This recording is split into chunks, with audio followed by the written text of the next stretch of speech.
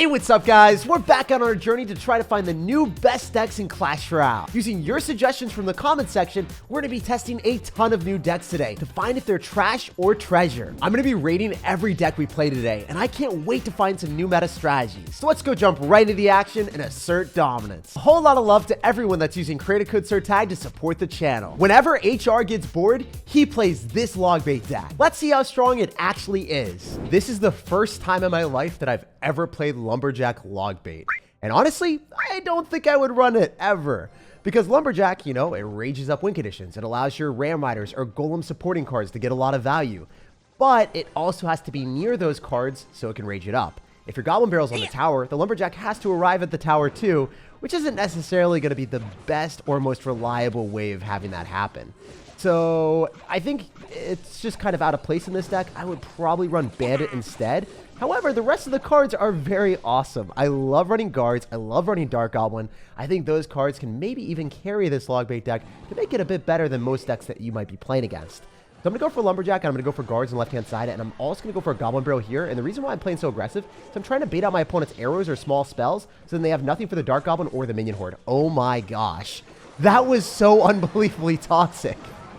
As you can see, I don't think the Lumberjack rage did that much there. Maybe a Bandit would have been better. Would have been able to apply a bit more aggression faster and cheaper too. So that's the part of the reason why I like that a little bit more. No way! He's going to spam into the skill horde. Oh my gosh. I can see why you like the deck. This is unbelievably toxic. If your opponent doesn't have the right cards, if they don't have arrows, for example, Minion Horde just gives you infinite value.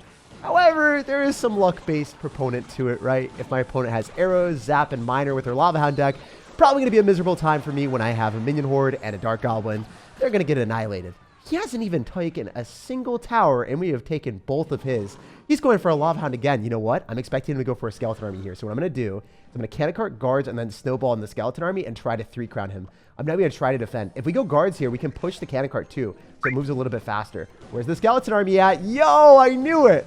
So if you guys play against Lava Clone as much as I do and have been playing the game for a while, you'll be able to identify your opponent's decks and then just devour their tower instantly. So super fun strategy. I love this. I can see why you enjoy it.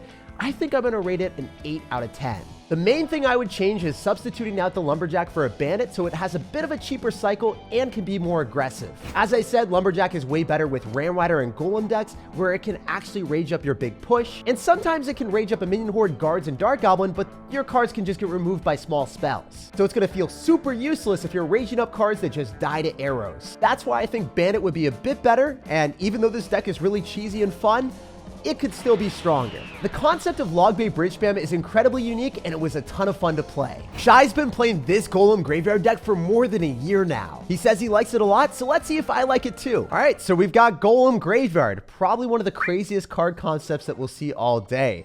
And we've got a Valkyrie, and we've also got a Tesla. Two of the most defensive cards in the game, and a Golem deck doesn't really work out. Much rather run a Tombstone or a Goblin Cage with Golem instead of the Tesla. And then Valkyrie, you know, you should always be using Dark Prince because it does a bit better on offense.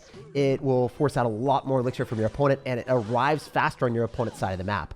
However, when he sees the Valkyrie, I guarantee you he's not expecting our deck. There is that. There is that thing. Also, running Zap with a Golem deck, it's good because you can reset Inferno Towers and reset Inferno Dragons. But with Graveyard, if you zap on top of their tower to distract or kill, you know, all of their annoying cards that are on top of you, like if they go in for maybe bats and you zap this and you hit the tower, then it resets the tower from targeting your Golem onto the Graveyard Skeletons. And what that does is it's essentially going in for a Graveyard without a tank because the tower is focusing something that it shouldn't be.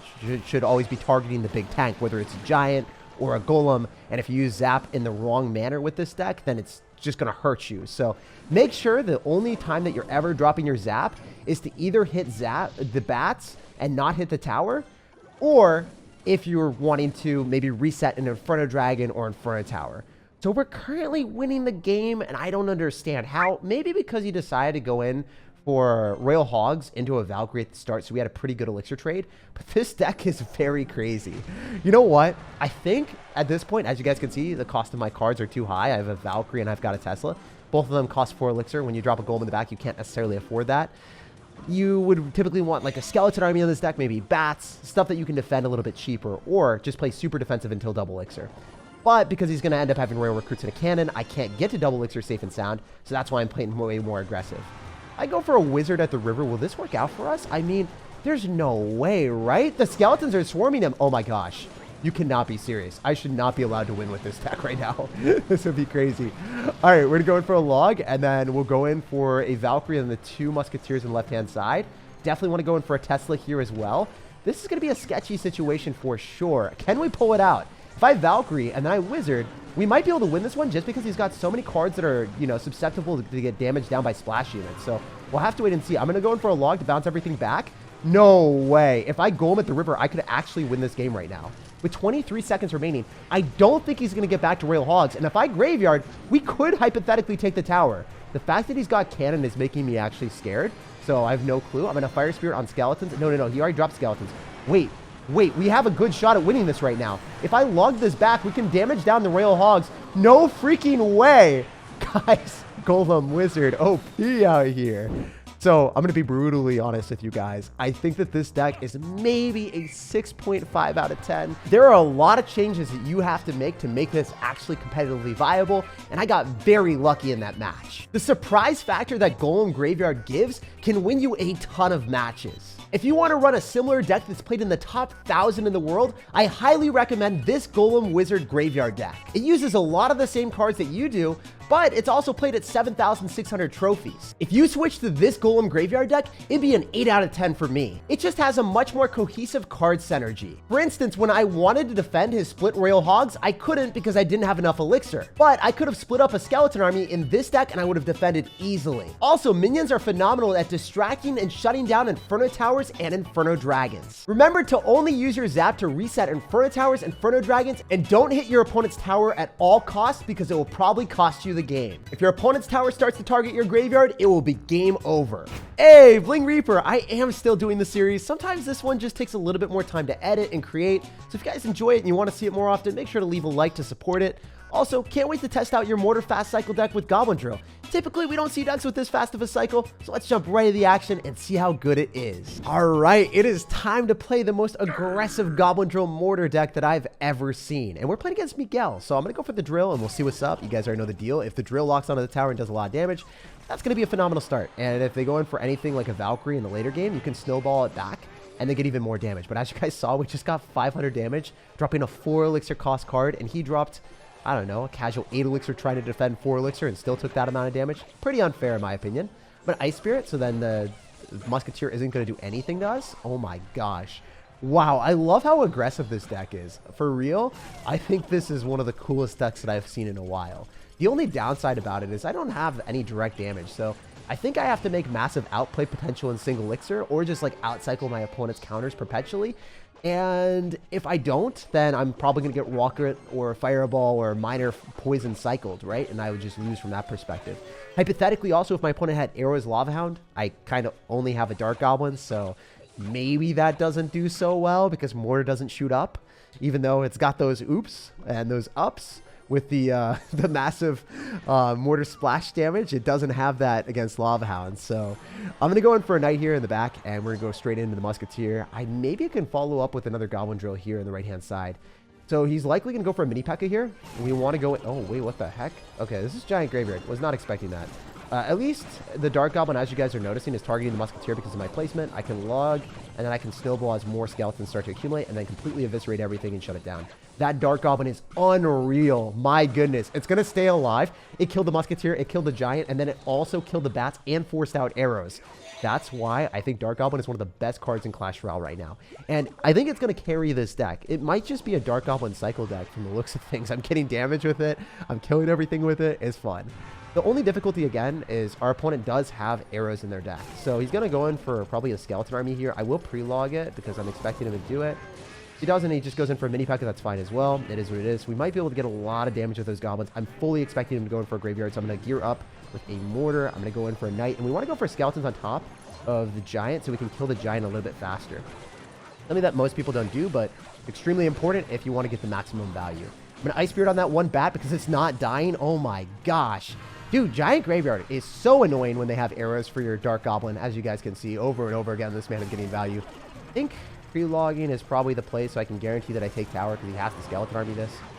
Okay, I mean, I guess he doesn't care about skeleton army yet. He's gonna all-in me instead. All right, bro, I see you now. We can log this and knock back all those skeletons and probably win the game. Wow, double small spells comes up clutch.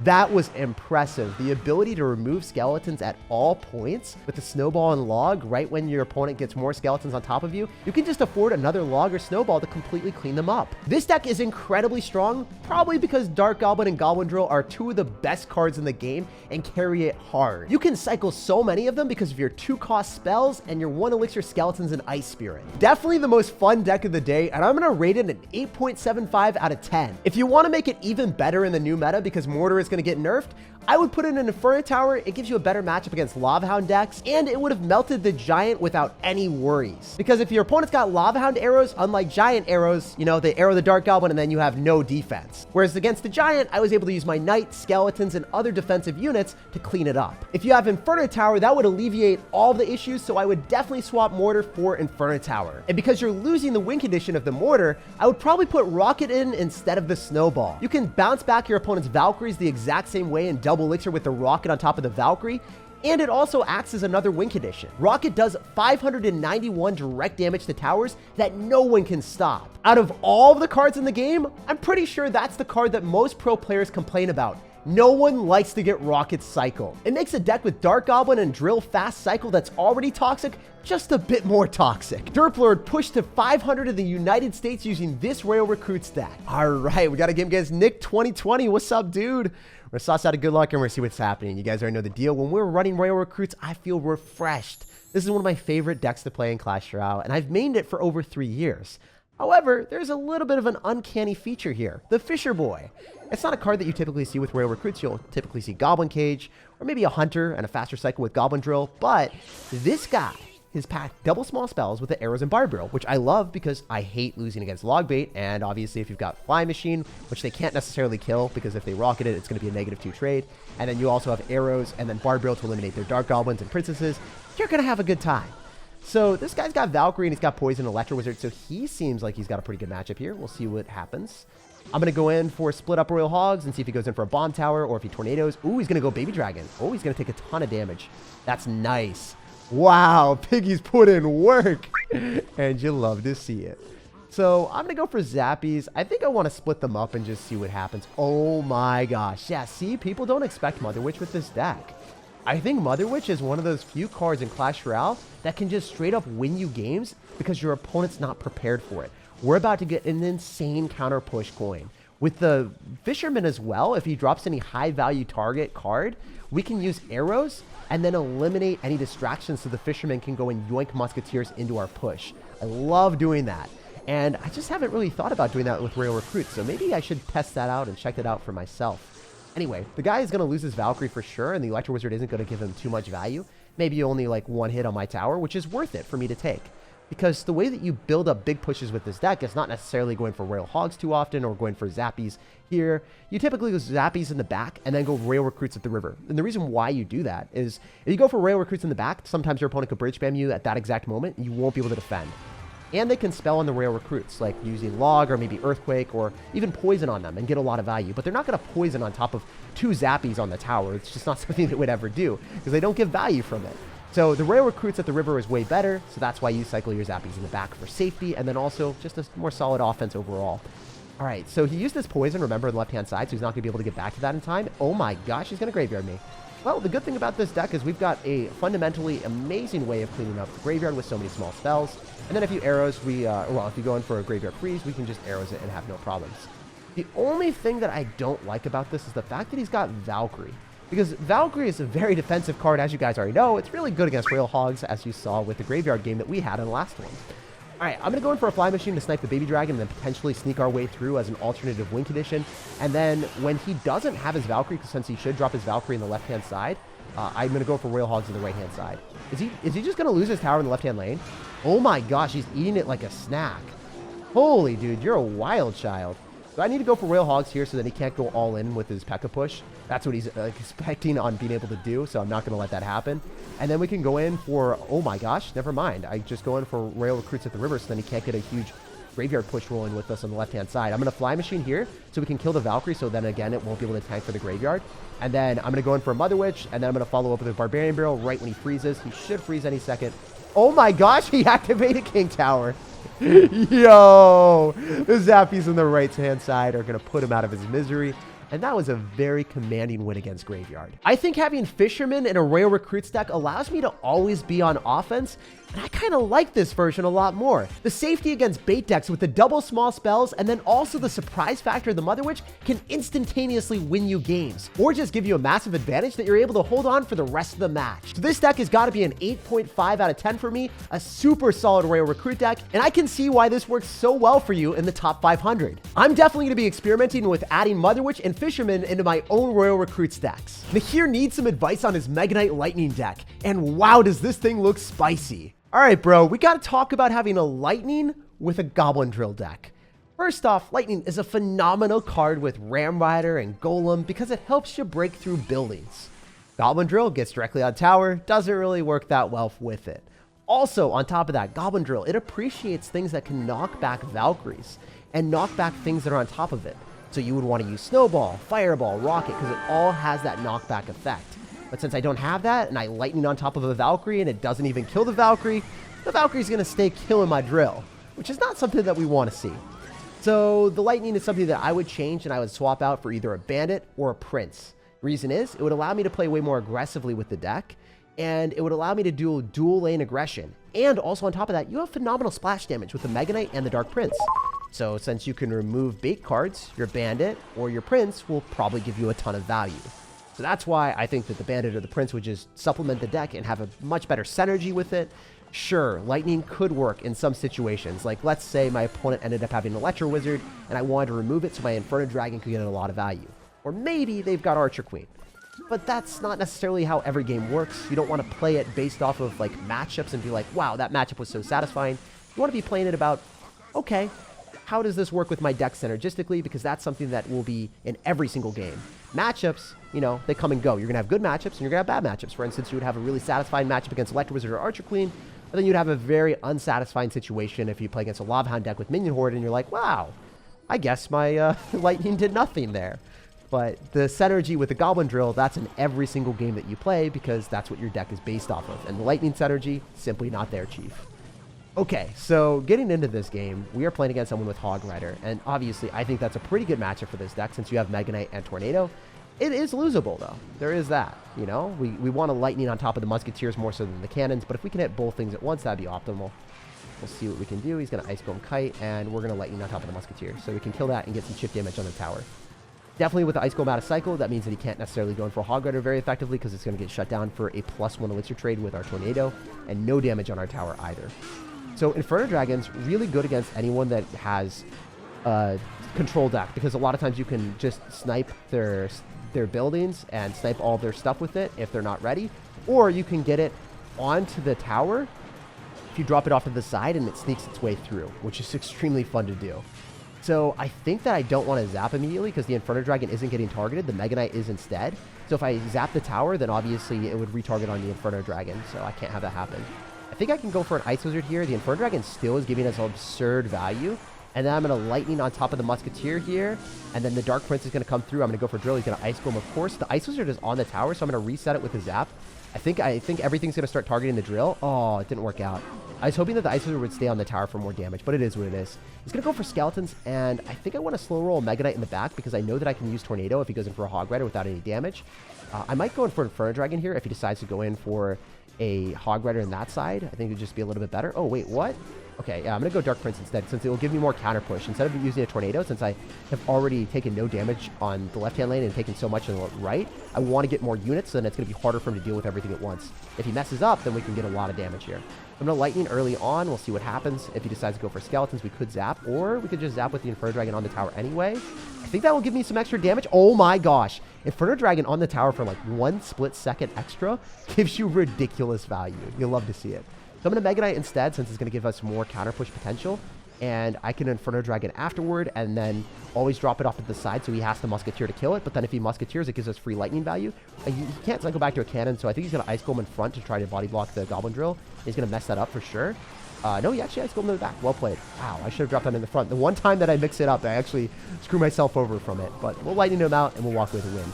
So lightning was actually pretty good in this matchup. But most matchups, I would definitely prefer the Prince or the Bandit for more offensive potential. I think I would have won the game a lot quicker if I had either of those cards. So overall, I gotta give the deck a 7.5 out of 10. The Lightning makes the deck way too clunky. And in bad matchups where the Lightning doesn't provide any value, you're almost certainly gonna lose. Adding the Bandit would make the deck a lot better. Bling Reaper's Dark Goblin, Goblin Drill, Fast Cycle deck is today's treasure. Coming in with a rating of 8.75 out of 10, this deck is solid. Mostly because Dark Goblin and Goblin Drill are some of the best cards in the game. That Dark Goblin value that I got against Giant Graveyard, even when my opponent had arrows, was absurd. Because of your quick card cycle, you can always get back to more Goblin Drills or Dark Goblins than your opponent has answers. So you can outcycle their arrows or their counters to the Goblin Drill and get a ton of damage. The Royal Recruits deck today was also pretty innovative too, and I can't wait to try out more Fisherman Royal Recruit stacks. I love testing out new card combinations, so let me know down below in the comment section if you guys have a deck for me to try out for the future. Like if you enjoyed today's video, subscribe for more daily videos, and I hope you have an incredible rest of your day.